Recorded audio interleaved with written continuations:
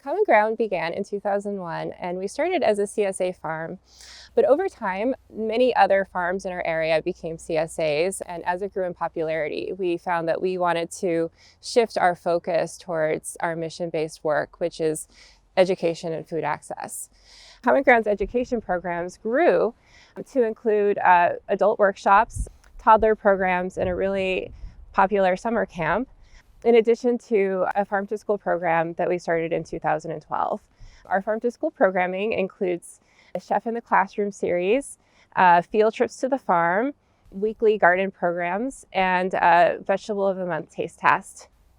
In 2018, we were invited to participate in a Northeast Farm to School Institute, which allowed us to figure out how to grow our programming to reach middle school students at Roundabout Middle School. Our programming included creating a school garden that's operated by the school environmental club, student taste tests, professional development for food service staff, and tastings for our students and their families. In 2019, Common Ground became the recipient of a USDA Farm to School grant, which provided us with the funding to implement this plan, in addition to working towards the New York State 30% initiative. The 30% initiative is a New York State program that encourages school districts to procure 30% of their food from New York State. As part of this plan, we were able to hire a farm to school coordinator, Erika, Rincon, who's joined us on our team to help us work with the school district. Karen Pagano began as the Beacon Food Services Director in 2012. She prioritized providing nutritious and fresh meals to students from the start. Having a food services director who's receptive to farm to school was key. Common Ground is a small farm. We currently grow on 6.5 acres. We don't have the capacity to meet most of the school district's needs, so we made a plan that was intended to showcase our partnership and programming as much as possible. In 2016, we entered into our first micro-purchase agreement with the Beacon City School District, with the goal of providing produce for the Vegetable of the Month taste tests for the months that were feasible. And for us, that's May, June, September, October, and November. And to provide lettuce for salads. We chose lettuce because it is a vegetable that is consumed a lot in the cafeteria. It has a short grow time and low cost inputs. We found that adding produce sales to our farm to school partnership created greater meaning and connection. From Karen's point of view, promoting hyper-local products helped increase participation, which supported her overall purchasing power. Students saw the lettuce growing in the fields that were destined for their lunch, and we were able to ensure that students had access to the same food that they learned about through our education programs. We were very excited with the initial successes of our school sales, but we also found that there are a lot more guidelines and restrictions when selling to schools than there are to our other outlets. We wanted to make sure that we were doing everything correctly, so we reached out to the Pace Food and Beverage Law Clinic to work through many different issues, including liability, insurance, and food safety. In addition, we found that there are many ways that we can grow our capacity as a small farm to be able to sell to institutions, and they started to look at other options, including food hubs. We felt like the information that was put together was both incredibly useful for us and also difficult for us to figure out and find independently. And we thought that perhaps other farms in our region would be as interested to learn this as we were. So we continued our relationship with the Pace Food and Beverage Law Clinic to create the Farm to School Legal Toolkit, which included all of the information that had been pulled together for us in a way that was accessible to local farms. We're really lucky that Common Ground is located only about 6 miles outside of Beacon. We're also very conveniently located right next to where one of the school district's bus depots are, so they are able to come and pick up directly from us, and that saves us a delivery to the school. It means also that because they pick up earlier in the week, we are able to split our harvest date so that we're harvesting for the school districts earlier in the week, and then we're able to do our weekend market harvests towards the end of the week. It makes it really convenient for us, and it has really allowed us to provide for the schools on a rolling basis. Our food service director, Karen Pagano, is also on our weekly wholesale list, so she's able to see produce as it becomes available each week. And even if we're not able to fulfill the whole order, we're still able to supply some portion that we can showcase or provide something for our taste tests or the Vegetable of the Month program.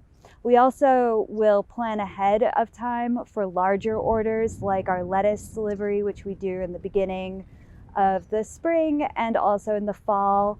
And so we're planning ahead. We know exactly where that produce is going to go, and it's not diverting or in any way impacting our other wholesale or retail outlets. And in this way, it's really allowed our school district relationship to complement our wholesale practice rather than divert anything away from it. Different states and different school districts have different food safety requirements depending on their own set of guidelines. We were lucky that in our school district, the Beacon City School District, that they don't require GAP certification. In lieu of that, our food service director was able to come and do a site visit where she worked through a checklist of food safety guidelines and made recommendations based on that to ensure that we had good general practices. Some of the things that she asked was that we exclude animals from our field, which we do with our metal deer fence, and also from our pack shed that has a roof over it. She also asked that we use an organic disinfectant in our wash water and that we stop using wet burlap to cover our crops in the walk-in cooler. So we switched to plastic. We do still use wet burlap on some of our other products that aren't going to the schools because we want to limit our plastic use. But in general, the recommendations that she made improved our overall practices anyway, and it was really good relationship building with her to ensure that there was trust between the food service director and the farmers. The Farm to School Legal Toolkit has a lot of great references for farmers who are considering selling to the school district. The things that I found the most useful from the Farm to School Legal Toolkit had to do with the insurance liability and also with food safety protocols.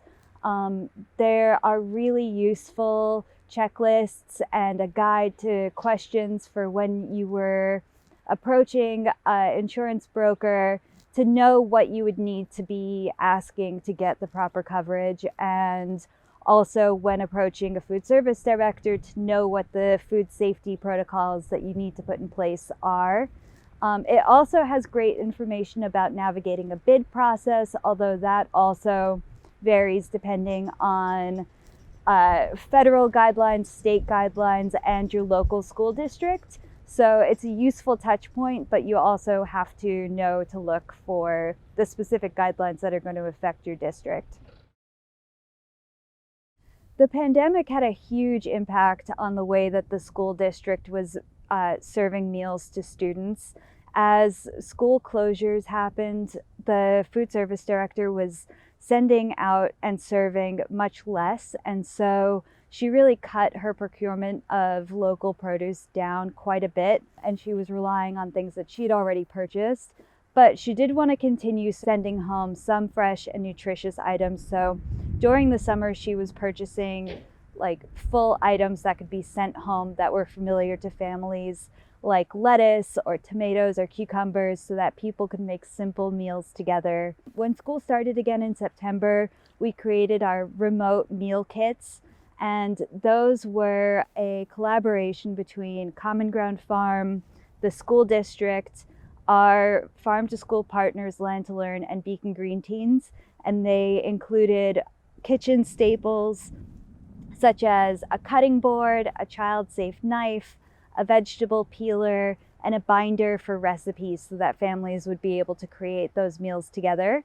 Then we were sending home recipes and a vegetable that aligned with our Vegetable of the Month program so that students would receive items like kale, and they would get a recipe that would also feature kale. And then we were collaborating with our farm partners to create short videos that included a demonstration of the recipe and then some fun facts about the vegetable on the farm, and some other fun things that families could do together involving those recipes. And we continued our taste tests by doing a simple form evaluation at the end of the month so that families could rate the recipes that they had made together, and that will help us in the future to know what people were really enjoying. My number one tip for farmers who are interested in selling to schools would be to locate your food service director in your local school district and start building a relationship with them. Once you have them on board, they can help you navigate the bid process or the procurement process, which can be very complex and daunting. They might be able to help do a site visit in lieu of GAP certification, and they might be able to purchase directly from you through a micro purchase threshold without having to go through the bid process. They can really be an ally and an advocate in the school district and help you make those initial steps towards getting food into the schools. I would just say that right now it's an incredibly difficult time for food service directors across the country. The pandemic has had a huge impact on their budgets. There's a ton of stress, and they might not seem like they're really interested right now, but you can start small and start building those relationships. And you might be able to offer them a farm tour. You might be able to offer them a reduced price CSA share so that they can start to understand your growing practices and become familiar with the farm and know the seasonality of the vegetables that you're growing. Relationship building just takes a long time. And so be prepared. Don't get down on yourself. Just know that, it's going to take a while, but relationship building always takes time, even when it's not a global pandemic.